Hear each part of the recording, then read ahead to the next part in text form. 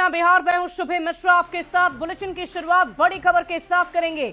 सियासी गलियारे से इस वक्त की बड़ी खबर आपको राजधानी पटना से बताएं, जहां एनडीए नेताओं ने एक बार फिर लालू प्रसाद पर जोरदार हमला किया है। फुलवारी शरीफ के कुर्थौल में जेडीयू के कार्यक्रम के बाद श्याम रजक ने लालू प्रसाद पर बड़ा हमला कर दिया। आरजेडी में राष्ट्रीय अध्यक्ष के चुनाव को लेकर निशाना साधा और कहा कि लालू प्रसाद पार्टी में फर्जी वोटर के जरिए चुनाव जीतते हैं। श्याम रजक ने आरजेडी के पार्टी फंड को भी सार्वजनिक करने की मांग कर दी है और कार्यक्रम में शामिल पूर्व केंद्रीय राज्य मंत्री रामकृपाल यादव ने भी बार बार लालू प्रसाद के राष्ट्रीय अध्यक्ष बनने पर तंज कसा है।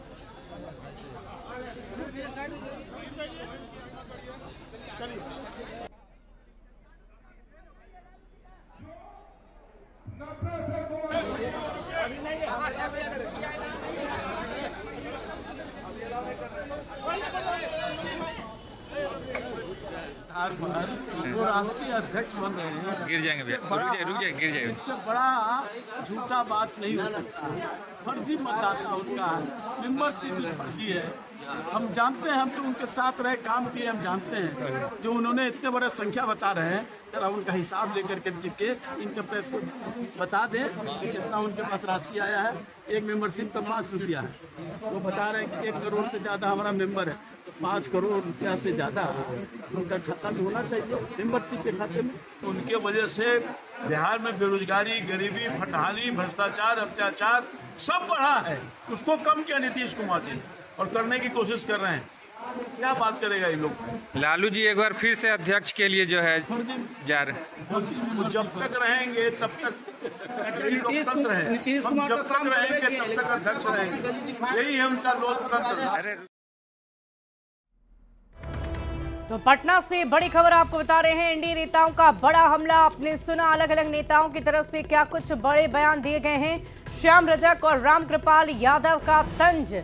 इस वक्त की बड़ी खबर आपको बता रहे हैं। एनडीए नेताओं ने बड़ा हमला बोला है। दरअसल राष्ट्रीय जनता दल के अध्यक्ष बनाए जाने पर लालू प्रसाद के ऊपर अलग अलग पार्टियों की तरफ से तंज कसा जा रहा है। आपको बता दें कि आरजेडी अध्यक्ष लालू प्रसाद ने एक बार फिर नॉमिनेशन किया और पार्टी के अध्यक्ष होने के नाम पर लगभग सहमति हो चुकी है। तय है ये कि लालू प्रसाद ही पार्टी के राष्ट्रीय अध्यक्ष हैं, सर्वमान्य नेता है और आरजेडी का फंड सार्वजनिक है। इस तरह की बातें भी की जा रही है। एनडीए नेताओं का ये बड़ा हमला, लालू प्रसाद पर बड़ा हमला। बड़ी खबर आपको बता रहे हैं, एक बार फिर लालू प्रसाद पर जोरदार हमला किया गया है।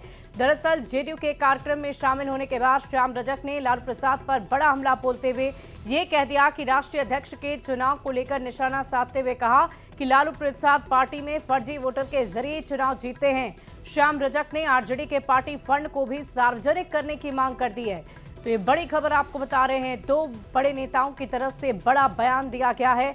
लालू प्रसाद पर यह बड़ा हमला है रामकृपाल यादव और श्याम रजक का। बड़ी खबर आपको बता रहे हैं। इस वक्त की बड़ी जानकारी आप तक पहुंचा रहे हैं। आपको बता दें कि आगामी चुनाव के मद्देनजर हर एक पार्टी के बीच नई नई चुनौतियां हैं, नई नई रणनीतियां बनाई जा रही है, नए नए बदलाव किए जा रहे हैं ताकि आगामी विधानसभा चुनाव को लेकर पार्टी और पार्टी के बड़े कार्यकर्ता, नेता सभी एक साथ एकजुट होकर चुनावी रणभूमि में उतर सके और इसी के लिए बड़ी तैयारी की जा रही है। अभी हाल फिलहाल में ही आपने देखा कैसे जगदानंद लाल की जगह पर मंगनी लाल को बनाया गया और इसी बीच हम आपको ये बड़ी खबर बता रहे हैं। जगदानंद सिंह के बाद अब राष्ट्रीय अध्यक्ष का जब चुनाव हुआ है तो अब सीधे सीधे लालू प्रसाद यादव ही निर्विरोध पार्टी के राष्ट्रीय अध्यक्ष बनाए गए हैं और इसी पर ये हम बड़ी खबर आपको बता रहे हैं।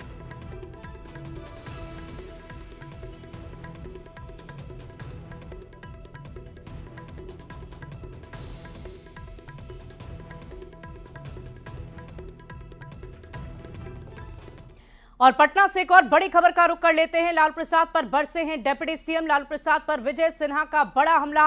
लालू प्रसाद ने लोकतंत्र को कलंकित कर दिया है। आरजेडी कल्चर बिहार को बर्बाद कर रहा है।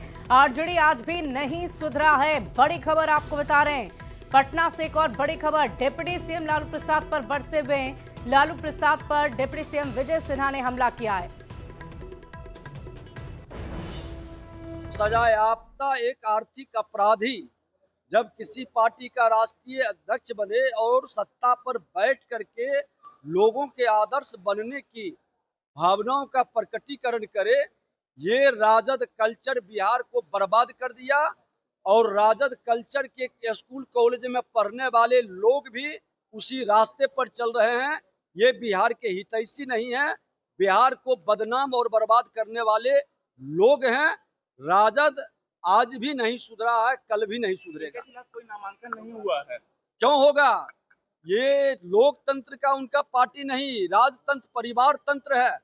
जमींदारी की भाव से वो राजनीति करते हैं।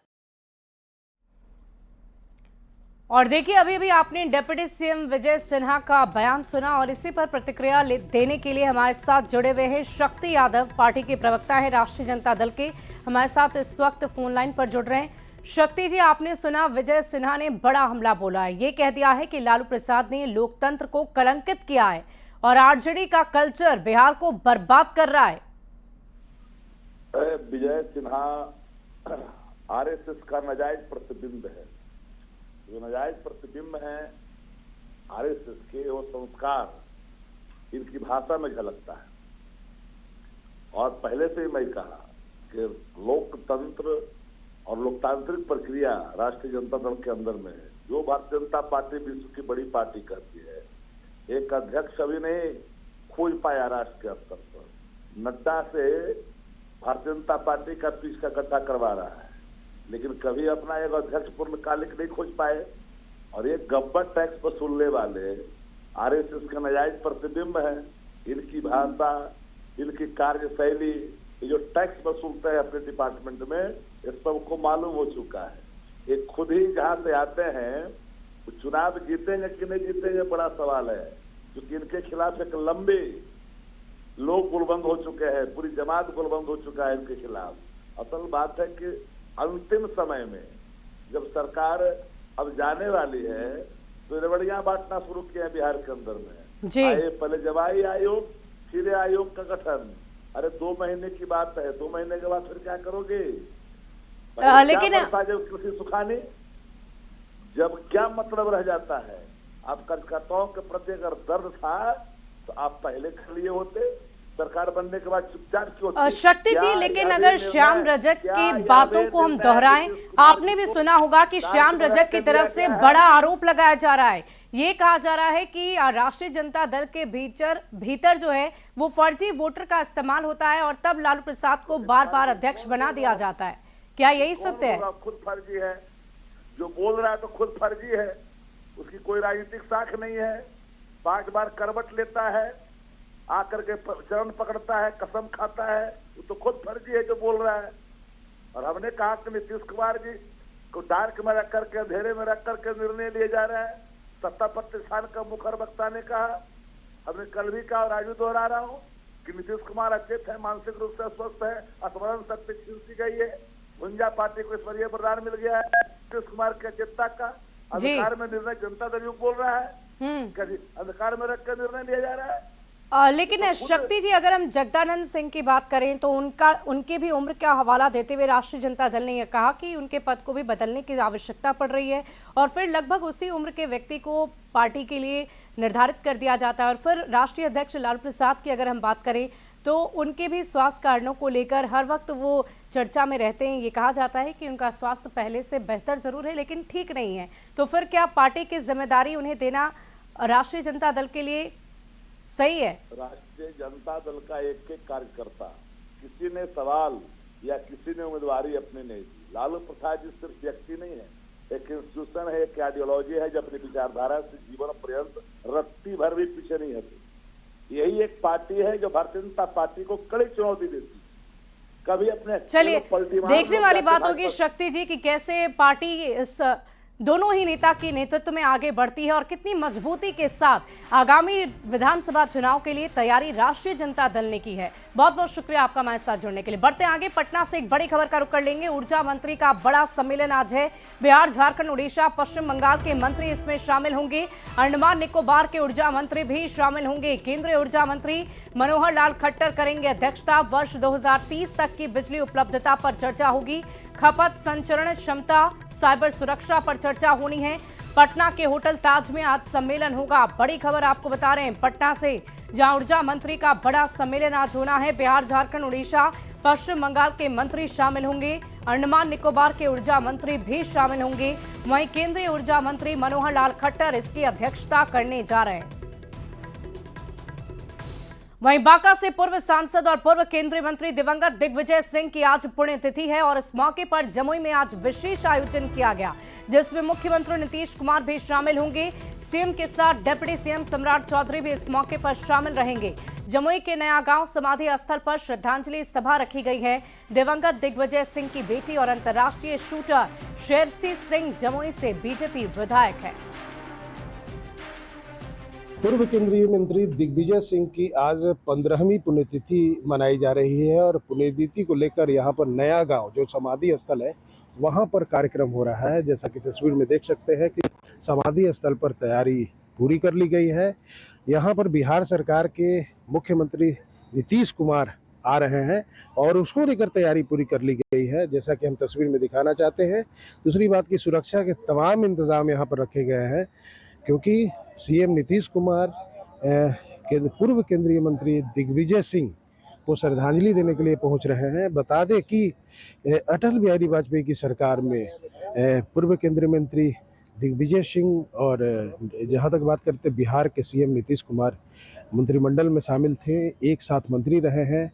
अगर देखा जाए तो जब समता पार्टी का गठन हुआ था तो समता पार्टी के गठन के दौरान भी अगर देखा जाए तो दिग्विजय सिंह और नीतीश कुमार जो संगठनात्मक जो पहली बार समता पार्टी का गठन हुआ था तो दोनों संस्थापक सदस्यों में से रहे हैं और एक साथ मंत्रिमंडल केंद्रीय मंत्रिमंडल में भी रहे। तो नीतीश कुमार आज श्रद्धांजलि देने पहुंच रहे हैं और यहाँ पर जो जानकारी मिली है 10:55 में सीएम नीतीश कुमार हेलीकॉप्टर से यहाँ पर आएंगे और लगभग 25 मिनट तक नया गांव जो समाधि स्थल है वहाँ रहेंगे। जैसा कि तस्वीर में दिखाना चाहूँगा कि जो लोग आ रहे हैं यहाँ पर, और साथ ही बता दें कि यहाँ पर और भी कई लोग आने वाले हैं, जिसमें बिहार सरकार के दोनों उप मुख्यमंत्री के अलावा कई मंत्री आने वाले हैं। खुद यहाँ की कमान जो है कार्यक्रम के जो है वहाँ पर दिग्विजय सिंह की पुत्री शेरसी सिंह जो जमुई के विधायक हैं वो यहाँ पर हैं। साथ ही दिग्विजय सिंह की पत्नी पुतुल कुमारी भी जो बांका की सांसद रही वो भी यहाँ पर है, जो सीएम के स्वागत में यहाँ पर लोग हैं।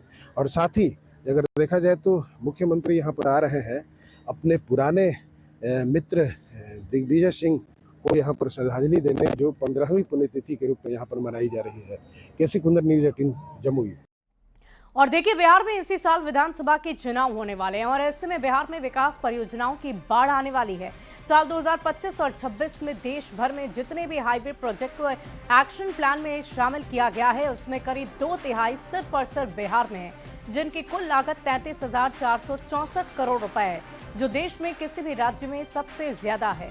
इनमें कुल 52 प्रोजेक्ट हैं। बिहार के मुख्य सचिव अमृतलाल मीणा ने बिहार के सभी जिला पदाधिकारियों को चिट्ठी लिखकर निर्देश दिया है कि हर हफ्ते वो अपने जिले के प्रोजेक्ट की समीक्षा करें ताकि जल्द से जल्द डीपीआर तैयार हो जाए, जमीन अधिग्रहण कार्य पूरा हो जाए और टेंडर जारी किया जा सके।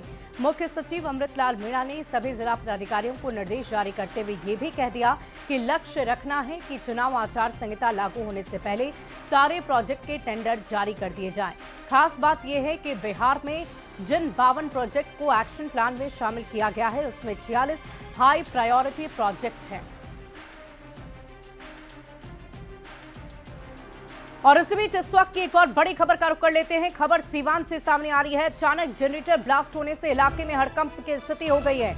हादसे में एक बच्चे की मौत हो गई जबकि 3 लोग गंभीर रूप से घायल हो गए। घटना जामो थाना क्षेत्र की रामपुर गांव की बताई जा रही है। मृतक का नाम आकाश कुमार था। अजीत शाह, हरीश सिंह सहित 3 लोग गंभीर रूप से घायल हैं। घायलों का इलाज सदर अस्पताल में चल रहा है। जानकारी के मुताबिक जनरेटर में कुछ खराबी आ गई थी। मिस्त्री ने जैसे ही जनरेटर बनाकर स्टार्ट किया वैसे ही तेज धमाके की आवाज हुई। हादसे में एक बच्चे की मौत हो गई है। था उसी क्रम में चालू हुआ जनरेटर, फ्लाईव्हील फटने से 3 लोग जख्मी हो गए और एक का गर्दन उड़ाकर 50 मीटर दूर फेंक दिया गया था। बच्चा का नाम आकाश कुमार है। हाँ। पिता का नाम अजीत शाह है। हाँ। घर रामपुर।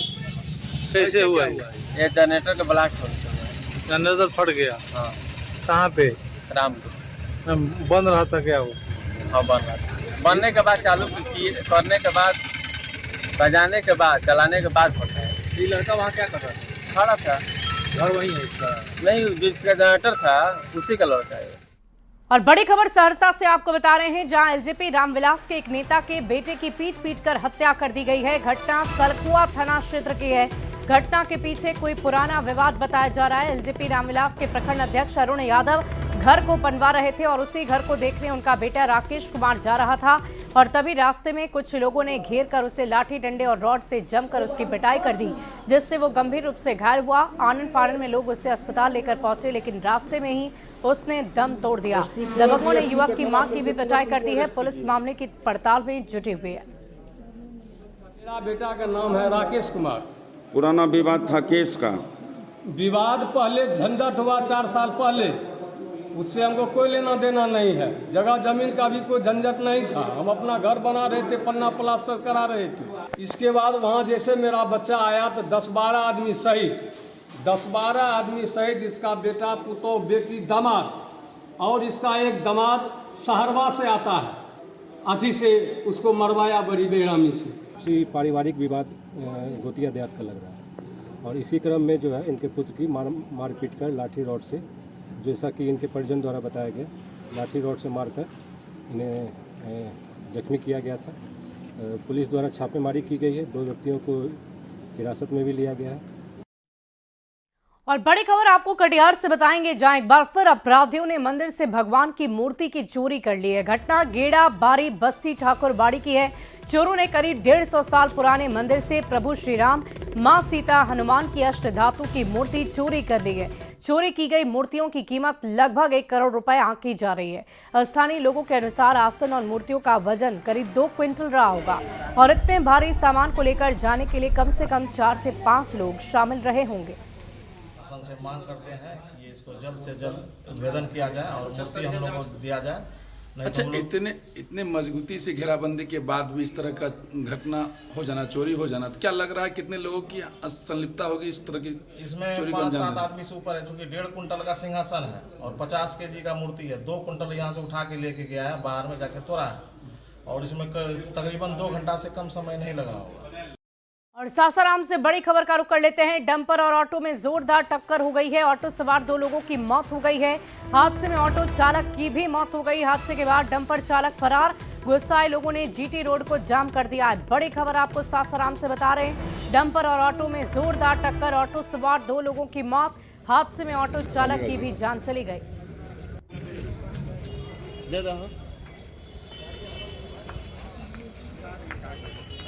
सासाराम से बड़ी खबर आपको बता रहे हैं। हादसे में ऑटो चालक की मौत हो गई है। हादसे के बाद डंपर चालक मौके से फरार हो गया। और देखिए, बिहार का कश्मीर कहे जाने वाले ककोलत जलप्रपात में एक बार फिर से बाढ़ जैसी स्थिति उत्पन्न हो गई है। झरने का रौद्र रूप देखकर हर कोई हैरान है। झारखंड के इलाके में हुई लगातार बारिश की वजह से ककोलत के झरने में पानी काफी ज्यादा बढ़ गया है। चारों तरफ पानी की तेज धार बह रही है। ककोलत की सीढ़ियों से पानी नीचे तक जा रहा है। कुंड में बड़ी तेजी से झरने का पानी गिर रहा है, जो कई फीट तक वापस ऊपर उठने लगा। राहत की बात तो ये रही कि ककोलत जलप्रपात में अभी अगले आदेश तक सैलानियों के प्रवेश पर रोक लगाई गई। पानी की तेज धार की वजह से सीढ़ियों की रेलिंग को नुकसान होने की खबर है। फिलहाल वन विभाग की टीम ककोलत जलप्रपात की स्थिति पर नजर बनाए हुए है।